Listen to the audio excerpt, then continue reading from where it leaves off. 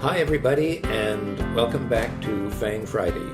This is Ross Healy, the Chairman of Strategic Analysis Corporation and a Senior Portfolio Manager at McNichol & Associates Asset Management.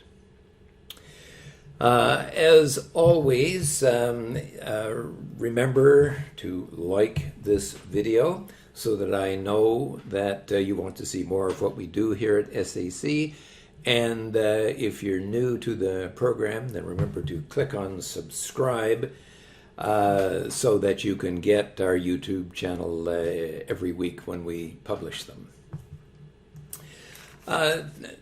Today, I'm going to start by taking a look at the overall market.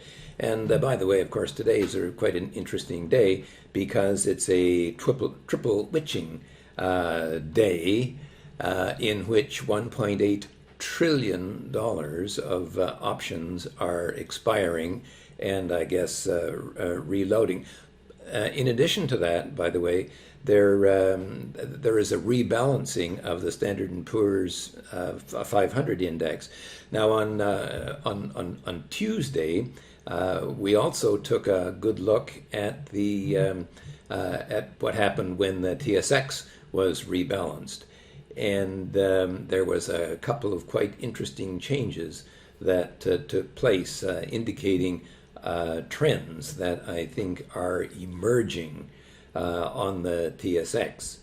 So another good reason that you might want to take a good look at considering subscribing to our service.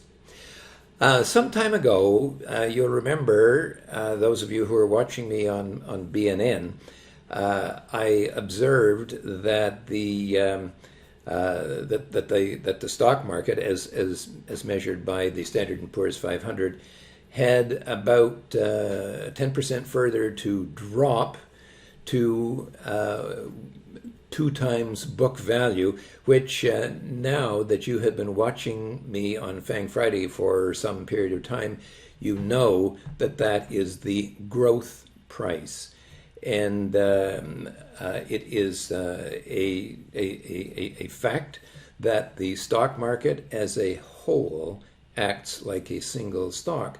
So when I forecast that the market was about to drop to its growth price, I don't think I called it that, of course, on BNN.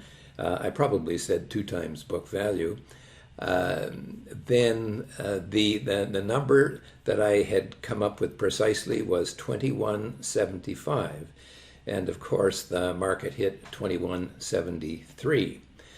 That, by the way, we have been doing over the years, and to have a hit within 1 or 2 points is about average for the course. However, that was then. This is now.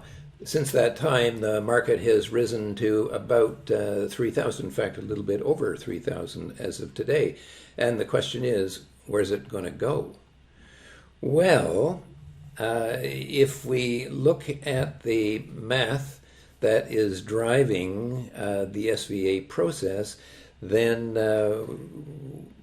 we should know that the next breakpoint on the upside is, remember, the growth price and then the super growth price. That's 3.5 times book value. And today, that number happens to be 36.55. Now, that is a bit of a moving target because as time goes on and balance sheets are shrinking, that value has actually been falling.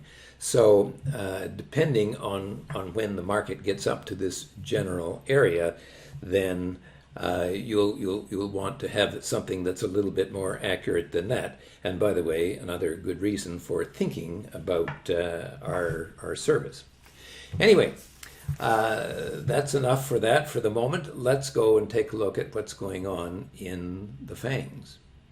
Well, the first of the FANGs that I want to talk about is not Amazon, which I usually start, but is Apple. And Apple is breaking out over its HB3 price. That is 16 times book value. And the question is, the market or Apple seems to be kind of really reaching for it. And why is this occurring? Well, I want to look at Apple in a way that we have looked at other companies before. I showed you, I think, IBM one time, and I want to look at the relationship between the return on equity and the share valuation. And so I'm going to click on this little box here, price to book, at the bottom of my chart, and up comes the relationship. And what we see, the ROE, is that dotted line, and it has been rising and rising steadily recently, and pulling the share valuation up with it. In an extreme case, I could go to a stock like Home Depot, which has been going on, this has been going on for about 10 years now, and of course McDonald's and other companies like this, and we can see that as the share buybacks proceed and as the ROE goes up and up and up, it drags the company up behind it.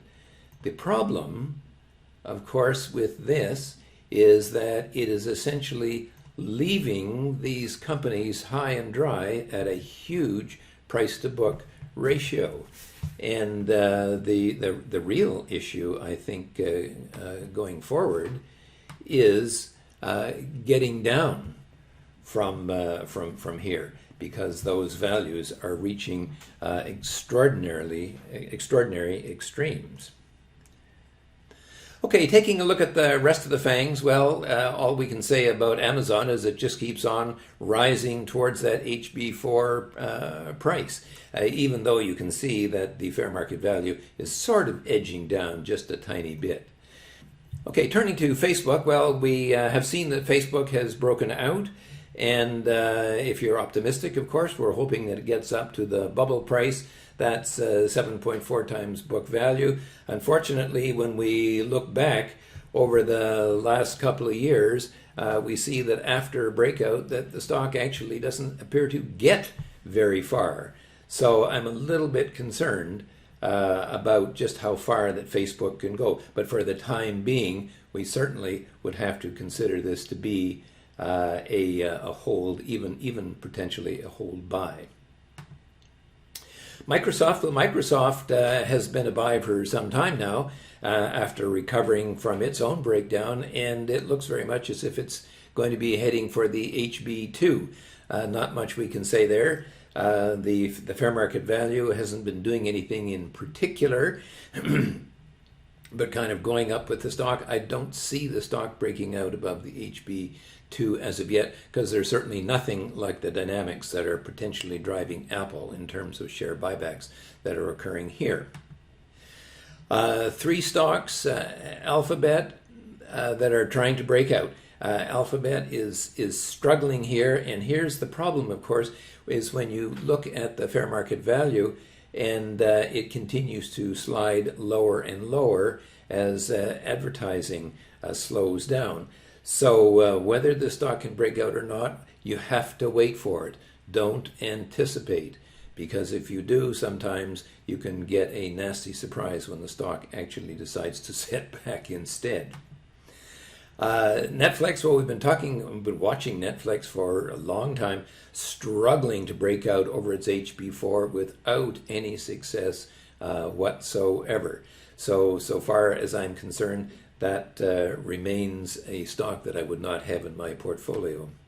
And finally, NVIDIA, and here again, NVIDIA is also trying to break out now. Today, the stock actually is about $10 above the HB3, so maybe that's a good sign. But in order to confirm this, it's going to have to hold with a 3% breakout over a 4 or 5 day period. And thus far, it hasn't happened, and every time it has popped out, it's popped right back down again. Anyway, that's it for FANG Friday this week. The excitement, I think, is Apple, and it, of course, is buying back its stock. And one of the things I think that's interesting about Apple, and that is to say, if I go back to the chart and we see where the HB3 is, if this company has been buying back stock, as has been noised about in the press, then when we get the new balance sheet, it's going to be lower than the current price, meaning that the stock will have broken out, and broken out decisively. And whether it's going to follow Home Depot and keep on going higher, I don't know, but certainly the dynamics are there. Anyway, if you are interested in the dynamics of what I have shown you today, and you'd like to take the next step in your investing journey, as by the way, quite a few of you have done in the last few months, then send us an email at info@strategicanalysis.ca. And remember that clients get lots of benefits, including at least 3,000 different stocks in North America. When you sign up, allow me to tell you, I will personally take you through a one-on-one video conference to show you how you can use our system to become a more confident and profitable investor. Anyway, if this is something that sounds like it's in line with your goals, then get in touch with us. Anyway, for now, this has been Ross Healy, the chairman of Strategic Analysis Corporation and a senior portfolio manager at McNichol and Associates, reminding you that nothing, especially investing, is difficult if you have the right tools. Have a good week. I will see you next Friday.